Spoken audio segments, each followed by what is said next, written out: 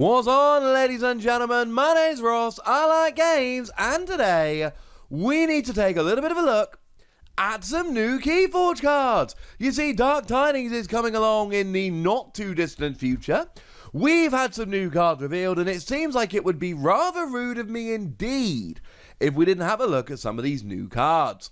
Now, we're going to start off looking at a couple of logo cards, and I need to give a gigantic shout out to Dominic Dabrowski. Now, not the first time we've mentioned that lovely dude on these videos. By the way, they did that Keyforge quiz, right? Keyforge quiz. I think it might have ended, but go check it out. It was cool. It was really cool. I hope you all had a chance to take a look at it. It was awesome.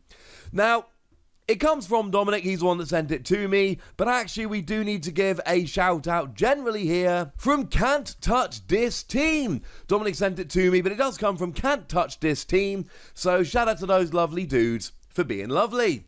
And what we have is a Polish scan of Grabobot. Although the good news is we have a translation because, you know, lovely Polish people. And what we've got is a free power, 0 armor creature. And when you fight, you steal too. Simple as that. Now remember, it is a fight skill, and fight skills only actually activate when you survive the fight. And this does have... it's got free power, no armor. So this is not the biggest, baddest one ever. And it is going to get kind of awkward. And you are going to have to basically be going after weaker creatures. Unless you can give yourself something like skirmish, or you can give yourself a bunch of armor or something along those lines. You are going to need to survive the fight. And with free power, you're not always going to be able to do so. Having said that, stealing 2 amber on a creature, that is not something we see very often at all. And when we do see it, there's generally fairly significant downsides. So, Snaglet steals 2, but only if your opponent chooses the same house you just named at the beginning of their next turn. Ronnie Wristlocks will steal 2, but only if your opponent has 7 more, and even then it's a play skill, so it's a one-time deal. Manchego, if you've got 5 or fewer cards in your deck when you play it. I mean, the best one here that really can steal 2 is the Shadow Council, but that's only when they're in the center of the battle line. Should, I suppose, give a shout out to Reckless Rizzo as well here, that's got an action that steals 2, but then you're a 1-power creature without elusive. You'll notice I've just named a bunch of Shadows cards other than Snaglet, which came from Dis. Because if you want to steal 2 as a creature, your choices up to now have been either Shadows or Snaglet. They're the only creatures that can steal 2. So this is cool. And this is in Logos, and Logos is not a house of a load of stealing. They do drawing and things of that nature. Stealing is not in their wheelhouse. So whenever you take an effect like this, which is a really good effect, and you put it in a house that doesn't generally get those kind of effects, it makes me really kind of happy and really kind of excited. Now, a quick note of translation here. Grabber is a pejorative word for a hand, so it's kind of like Armbot. I still think it's going to be translated as Grabbot. I could be wrong, ladies and gentlemen. Also, the flavor text just says stealing mode activated, which makes me rather happy indeed. I like this. As a man who loves his Logos cards, this makes me very happy. I'm nervous that you've got to survive a fight in order to steal the amber, and you've only got free power. But as long as your opponent plays a couple of weak creatures, this one's going to be an awful lot of fun. And at the very least, it's going to force your opponent to actually take this one down as a matter of priority. And that's going to be kind of awkward for them. The other Logos card that we've had revealed is Binary Moray. Now this again was revealed in a different language. This was actually revealed over in Portuguese. Shout out to archonarcana.com for providing our translation. And what we've got is a 5-power, 0 armor creature that's all built up in that Tide mechanic. Remember, we've seen the Tide before. Essentially, either the Tide is high or low. There will be a Tide card in play, unless neither player is playing this set. And on your turn, you have the option of raising the Tide, but if you do so, you have to take 3 chains. You have been warned. And this one basically says that after you raise the Tide, you ready Binary Moray, And after your opponent raises a tide, you exhaust Binary Moray. How weird is this? And this is and we don't have a good sense of exactly how good this is going to be. Because if your opponent raises a tide every turn and you raise a tide every turn, then essentially you get active every turn. And it's kind of irrelevant. Or you can give yourself some extra uses. I mean, certainly if you can raise a tide and then immediately use this, then all of a sudden you've got an extra use, and that's kind of awesome. But the reality is that a lot of the time, I mean, during your turn, right, you forge a key, then you choose a house, then you play, discard and use cards of the active house, and then you ready cards. Generally speaking, you ready cards at the end of your turn, right before you draw up until your hand size, which is probably 6, but you never know. So, generally speaking, it's exhausted, you ready at the end of your turn.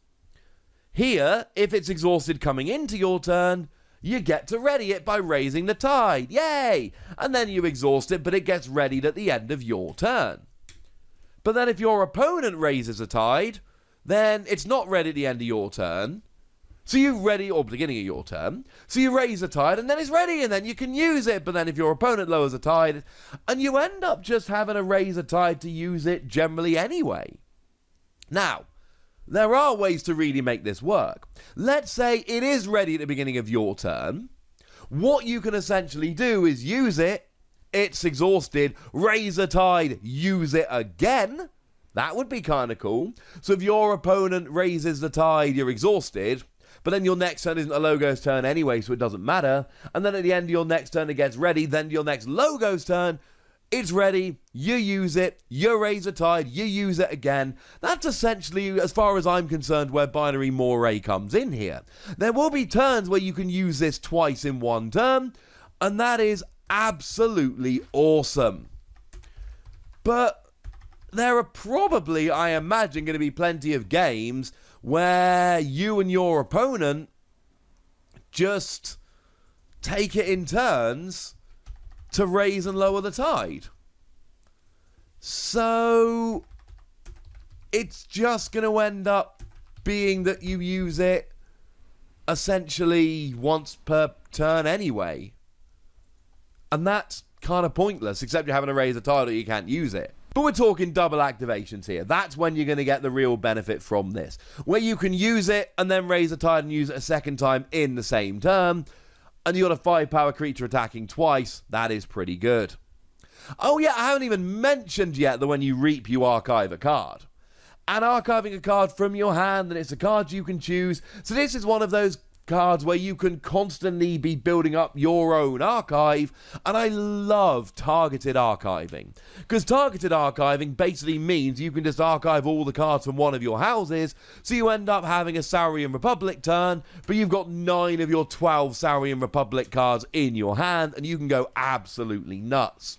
So even if you are only using this once per turn as normal, because you and your opponent are taking it in turns to raise and lower the tide, you're still getting extra archiving here. You're still making sure that you can constantly build up an archive full of good cards.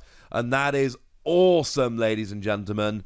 Absolutely awesome. I don't know if I'm loving the whole tide mechanic here, but I am definitely loving that you get to archive every time you reap. That makes me pretty gosh darn happy. And we don't have any more logos cards to talk about, so let's have a chat about a new Sanctum card, Lightsmith Clariel. Again, shown off in Portuguese. Again, shout out to the lovely folks at archonarcana.com. Seriously, great website. I'll link it in the description. Check it out. Those dudes are awesome. They're bringing a lot of good Keyforge stuff, including, I mean, at a place I get all of my, well, not all of them, but the historical results from Vault Tours. They're a great place to go and get them. Brilliant website. Highly recommended. Check them out. Lightsmith Clariel here, 5 power, 2 armor creature. That's pretty awesome. And we've got a skill here whereby before the fight, you may swap the power and armor values of Lightsmith Clariel for the remainder of the turn. And I don't think this is some kind of stunningly amazing game-breaking card, but I do really like that skill. Because it's kind of cheeky, right? If you really want to get a KO, if you really want to destroy a creature, you keep with a high power, and you might have to take a bit of damage back. It'll still be reduced by your armor, and that's okay. But let's say you're up against a slightly weaker creature. Let's say you're up against a, I don't know, 4 power creature. Then if you've done a bit of damage to it anyway, you can deal 2, but you've got armor of 5, so you're going to survive that fight, which is kind of awesome. Anytime you're against a bigger creature that's already got a bit of damage on it, you can essentially attack into them, get the KO, and even though they've got a higher power value, you're going to survive nicely because of your armor. Obviously, against an undamaged creature, you're still only doing 2 damage, but if you've got some damage on them anyway, and you can just kind of poke them here, and that's all you need to get the KO, but they're a bit bigger, you can protect yourself with your armor. You've got the option to either do a little bit of damage while surviving great, or a good amount of damage while surviving a little bit. This is awesome. I'm kind of loving this, ladies and gentlemen. Again, I'm not actually saying that it's going to be an amazing game-breaking card, but in terms of a fun card to use that's going to be really nice as a fighter, I'm kind of all in on this one. This one looks fun. So they are the cards that have been revealed. There are a couple more. We'll take a look at them in a couple of days' time. But for now, it's over to you guys, and I would very much like to know which of these cards you think look awesome, and which of these you think might end up being a little bit overrated. Let me know in the comment section. Go nuts. Be nice.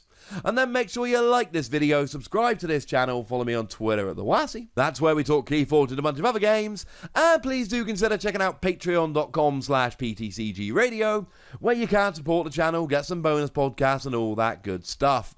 But by far the most important thing, as always, look after yourselves till next time, would ya? Thank you very much for watching. My name's Ross, and you've been watching Wossy Plays.